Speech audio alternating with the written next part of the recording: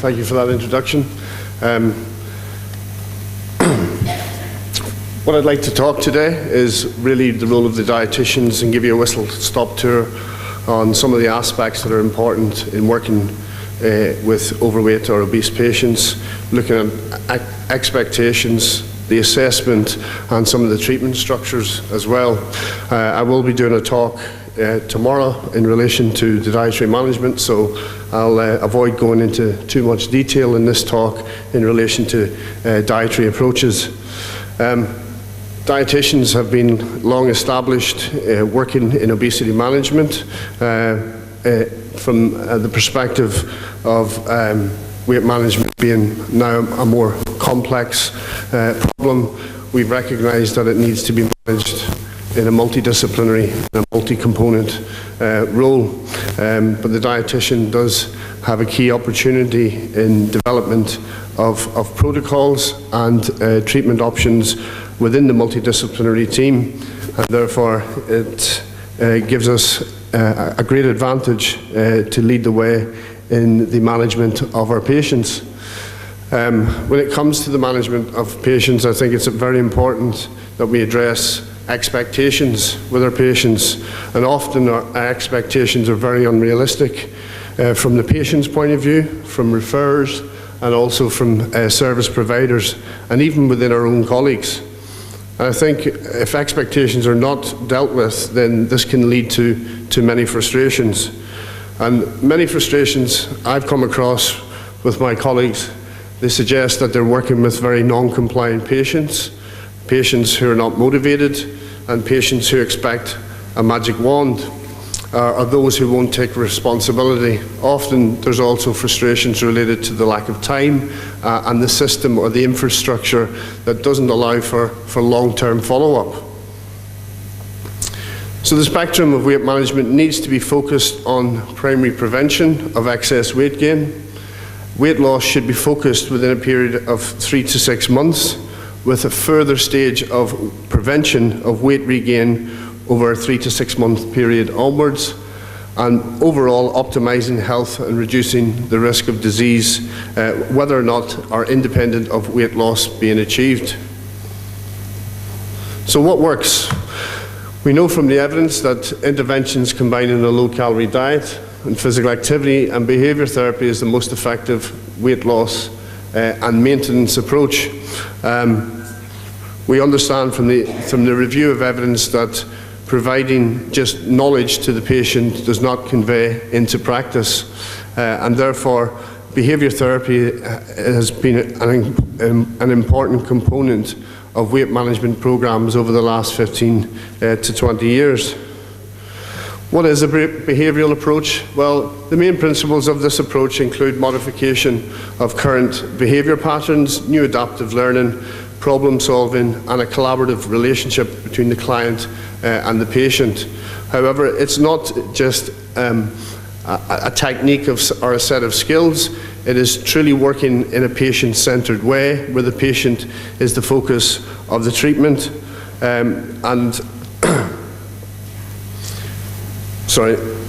the patient is the focus of the treatment, where the motivation needs to be intrinsic from the point of view that it is the patient that argues the case for making change, as opposed to the therapist.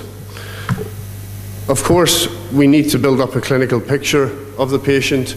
The clinical assessment of all our overweight patients is important, and the clinical assessment is a function to build. The function is to build a picture of the overall risk. So it's important to look at parameters such as obvious BMI and waist circumference, and biochemical parameters such as glucose and lipids. Past and current medical history is also very important in terms of building up a picture of the patient, including social circumstances and the background to which their upbringing has been. Medication is an important factor because we know that there are a small number of medications that can at least contribute to some weight gain, or at least prevent or make it more difficult for losing weight as well. Family history and comorbidities of obesity is important. I often find that many of my patients have come from parents who have a problem with their own weight, or have had a long-standing history of being obese. It's important to assess the evidence or the weight, the impact that weight has on both physical and psychological functions. Many of my patients will have physical problems related to osteoarthritis and joints, and psychological problems as well in relation to low self-esteem and low confidence.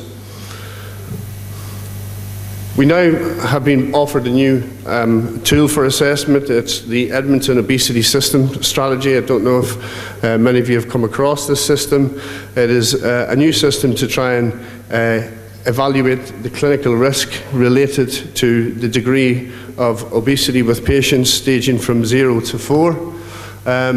It importantly looks at the functional capacity of the patient in terms of physical, mental health, and also the quality of life. What the Edmonton Obesity Strategy does suggest that we should be focusing our resources mainly in stages 2 and 3, essentially those patients that have chronic diseases already established, as they feel that we will get our best value for money in putting more resource into these stages. However, that's not to say we should divert our resources away from primary prevention for those patients that are in stages 0 and 1. So it's important for all healthcare professionals to make patients aware of the following health benefits associated with a modest sustained weight loss. And we know from SIGN guidelines that the evidence is very strong for an improvement in lipid profiles and functional capacity in terms of reduced osteoarthritis-related disability. We also know that there's good evidence to support the reduction of other chronic disease risk factors such as diabetes, blood pressure, and improved lung function, particularly in patients with respiratory problems. So weight loss should be really based on the individual's comorbidities and risks rather than weight alone. And so for those patients between a BMI of 25 to 35, we should be looking at a 5 to 10% weight loss, or approximately a 5 to 10 kilogram weight loss, in order to achieve benefits in lower risk factor of cardiovascular and metabolic disease.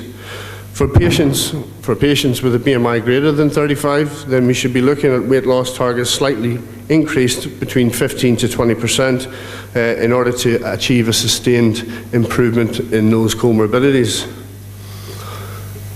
Moving away from the clinical assessment, it is important to tie that up with a behavioural assessment with the patient.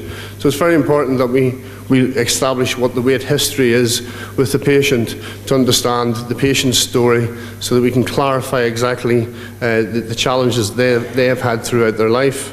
It's important to explore what their previous weight loss attempts in order to try and highlight what their successes have been in the past, so that those approaches or successes may be useful for future treatment options.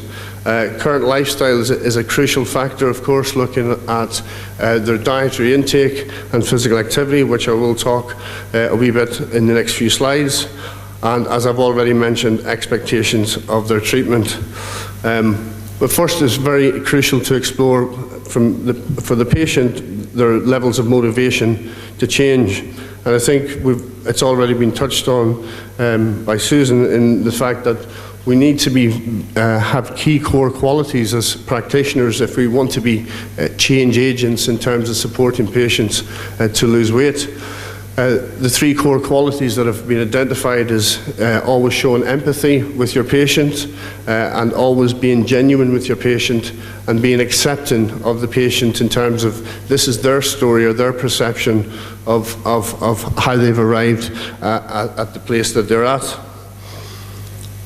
So what influences change? The likelihood is, if you're told what to do, there's a good chance you will do the opposite.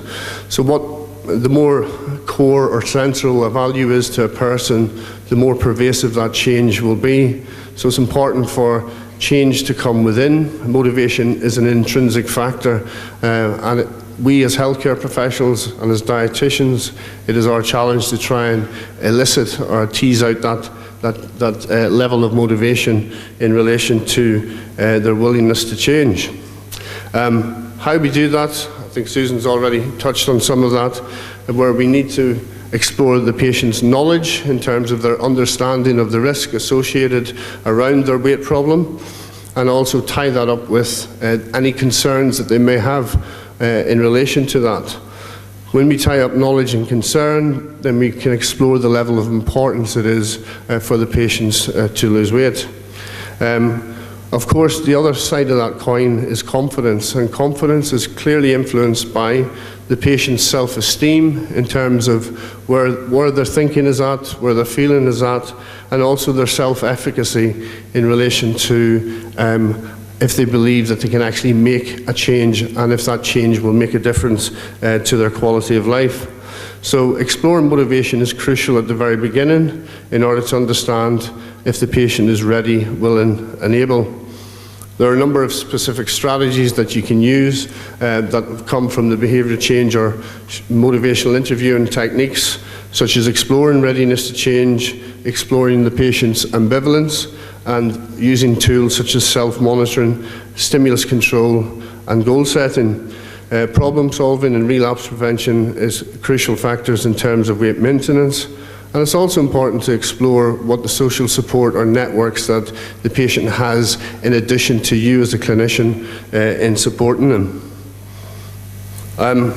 Looking at the dietary approaches, it's important to highlight the key points is trying to understand the position at the beginning of the treatment in terms of where the patient's eating behaviours are at, and also then to try and stabilise the eating behaviour and promote the use of the tool of self-monitoring, and then gradually to improve the nutritional quality of the diet and ultimately to try and achieve a negative energy balance.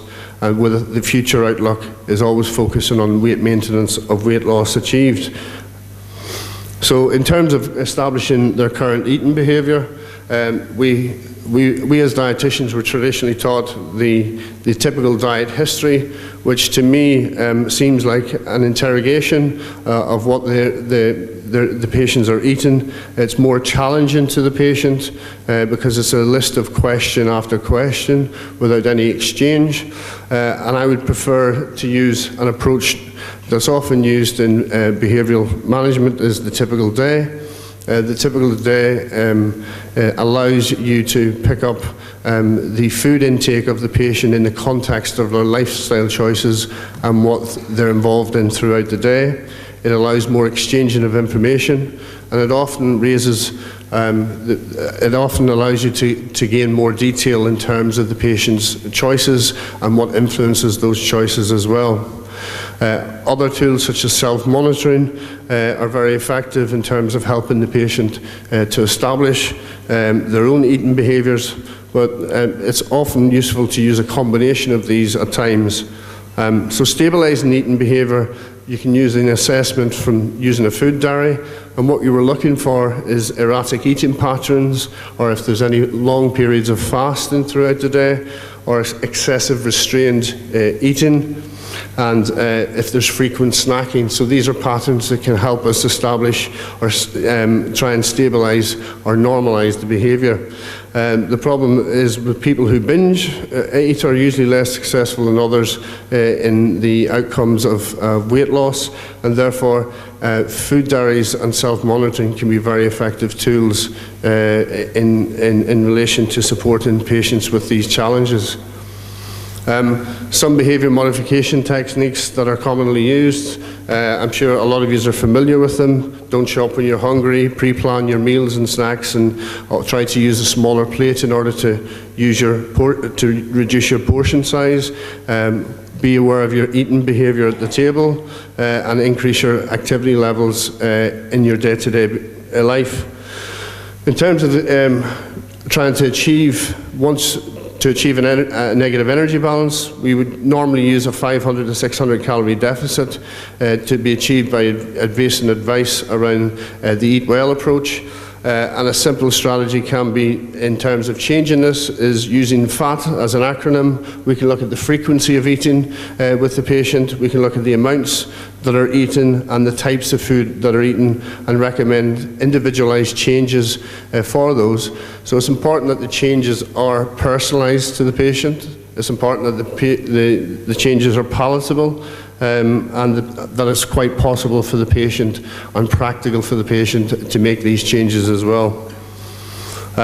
Assessing current activity can be dealt with in the same way as we look at eating behaviour, by using a typical day or week and using diaries. And of course we have other tools now in order to assess or evaluate our energy expenditure by using pedometers, and there's phone applications now like MyFitnessPal that are very useful in terms of determining patients' activity patterns and how many calories they're burning off.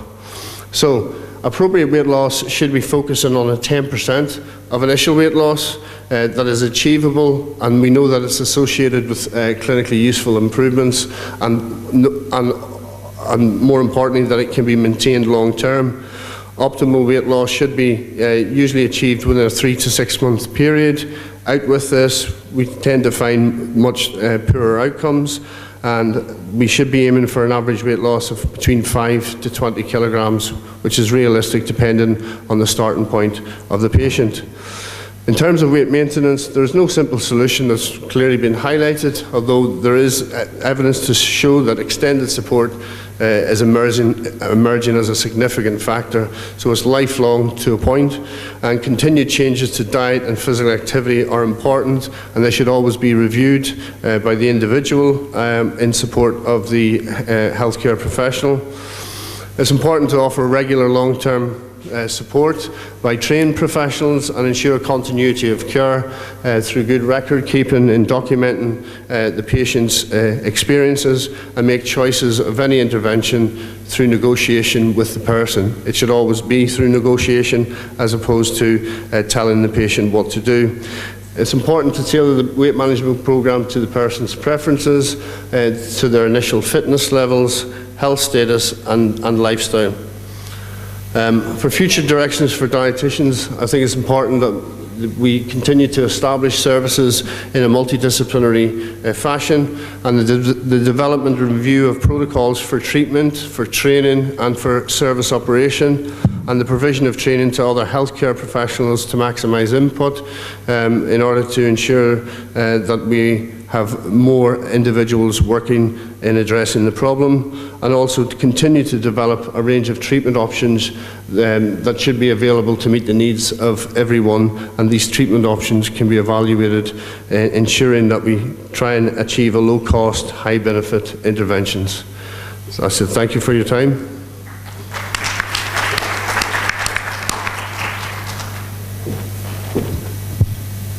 Thank you. Now it's turn for Anwar Al-Balul.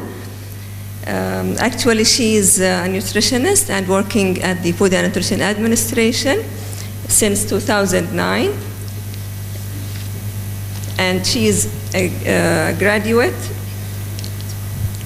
from Leeds, United Kingdom University. And now, also she is having a master course degree, and now she is a PhD student at the Department of Physiology, Faculty of Medicine in Kuwait University, and she will talk to us about school meals and how it can combat obesity. Thank you. Okay, thank you, Dr. Amina, for the introduction. I would like to say good morning to you all, and I'm really happy to be speaking to all of you today. So today I'll be questioning the effect of school meals in tackling obesity.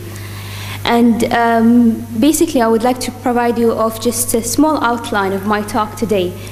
Firstly, is going to focus on explaining to you about what is important about school nutrition and how it's affecting the nutritional status of our students. Secondly, I'll be moving to the position of the World Health Organization on the emphasizing on the use of a school nutrition or a school nutrition environment in the fight against obesity. And thirdly, I'll be speaking about the effects of the food available in school in increasing or reducing the energy intake of our students. And finally, I'll be providing you with a couple of evaluation tools that will help us in evaluating the nutrition program that we have here in Kuwait. So at the beginning, Dr. Al-Gaoud and Dr. James gave us a really good introduction regarding how can, or how the the obesity increasing here in Kuwait and also worldwide. And Dr. Al-Gaoud emphasizes about a couple of school regulations that have to be provided. So recent studies have recognized that school environment has a major influence over students' food intake and daily nutritional intake. Also, they emphasize that school nutrition environment will affect their dietary behavior as well. Because as you all know, students from age 5 to 18 in our population are exposed and affected by the school environment because they spend around 1/3 of their daily hours in the school. Also, studies have shown that those 6 to 7 hours that students spend at school contribute to 19 to 50% of their daily calories. And any increase in that range will significantly influence dietary intake, and that might in future lead to weight gain and obesity. Also, studies provided that nutrition in school not only affect energy intake and BMI values, however, it will also affect a nutritional status. For example, it will affect students' iron levels, calcium intake, fruit and vegetable intakes as well. Therefore, the World Health Organization issued an act that emphasized the use of a school environment as a key environment in promoting good health eating and habits. Also, they fostered the idea that the school nutrition enhances the academic performance of our students, as well as their social behaviors, learning ability, and their self-esteem. Additionally, they highly focus on the idea of using the school environment toward implementing interventions in the fight against obesity and correcting the nutritional status of our students. So, as you all know, that obesity occurs after there is a continuous increase in energy intake over energy expenditure. And energy intake in school students could be affected by those three main categories. Firstly, starting with the a la carte program and competitive food in school. Also, school food policies and practices. And finally, the students' participation in nutritional programs. So let's start with the a la carte program and the competitive food. The a la carte program is not widely used here in Kuwait, but it's used worldwide in a couple of schools in the United Kingdom and the United States. Basically, where students are provided with food in a cafeteria style, and food are basically prepared in the school kitchen. And students are able to choose between those food types. Secondly, we have the competitive food. It's food and beverages that are sold inside the school property. However, they are not subjected to any control by any regulations, by any government regulation or any other authority. Competitive food are usually known as food that are high in energy and low in nutrients. Which are, I don't know, all of you, I'm sure all of you know that there are foods that are fried vegetables and fried potatoes, chocolate bars, sugary drinks, all of them contribute as a competitive food. Also, competitive food and the availability, what type of food available in student cafeteria, are entirely controlled by the school policy, and there is limited, regulation over them, or implementation by the government or any other authority.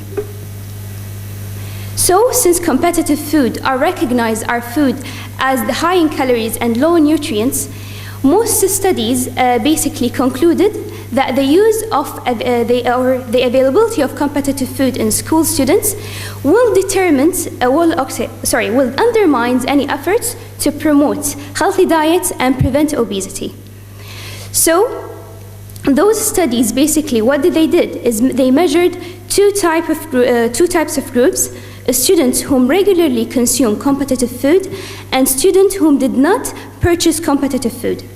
And they found out that students who purchase competitive food, they have 20% increase in their daily calories intake, and there is 32% increase in fat consumption compared to the other group. And it is significantly that this 20% that students consume will affect their dietary intake and might increase their BMI value. Also, what's interesting about this study that they measured the influence or the intake of other nutrients such as vitamin A and calcium. And they found out the competitive group students have a 32% lower intake of vitamin A and 15% lower of calcium intake. Another study tried to find the effect of competitive food on dietary behaviors of our students.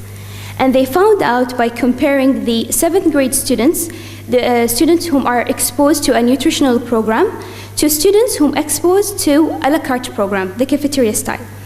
And as you can see from that graph, it shows that students whom exposed to a la carte program have a higher intake of fried vegetable. There will be a significant increase in sugar drinks, around 68% increase compared to the nutrition group. Secondly, as you can see, there will be a huge decline in the consumption of non-fried vegetables, milk intake, and fruit intake. So from these two studies, we can recognize that competitive food will increase the dietary intake, and also it will affect the nutritional choices of our students. So since the competitive food are the main issues, the main question was raised: do we have to add new food or new healthy options to our students in school canteens, or do we have to ban competitive food? So two studies in 2004, their hypothesis was basically to supplement school canteens and school snack bars with low-fat food items, as well as providing more variety of fruit and vegetables. Their aim was to increase basically fruit and vegetables consumption, as well as reducing energy obtained from fat and saturated fat. However, unfortunately, basically both these studies failed in finding a solution to increase fruit and vegetable intake or reducing energy obtained from fat and saturated fat. And they found out that as long as competitive food are available in school, students will choose them over any healthy food items.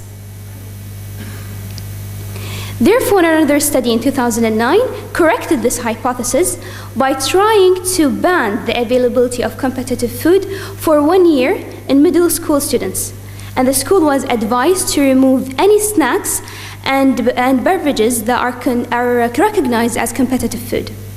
And this study was successful in reducing the intake of competitive food amongst those students, and there was a slight but not significant decrease in the BMI value of those students. From those three studies, we can conclude that the literature basically going toward banning competitive food availability in school if we are trying to reduce the prevalence of obesity in childhood. So I'll be moving to the second regulation, which is the school food policies and practices. As you all know, here in Kuwait, and I'm sure here in Kuwait, that most practices or food practices in school are regulated by regulated by the school principals and the I don't know what you call the chairperson or people in charge in school. But a COPIC study in 2005 hypothesized that the rules in school might help in reducing or in increasing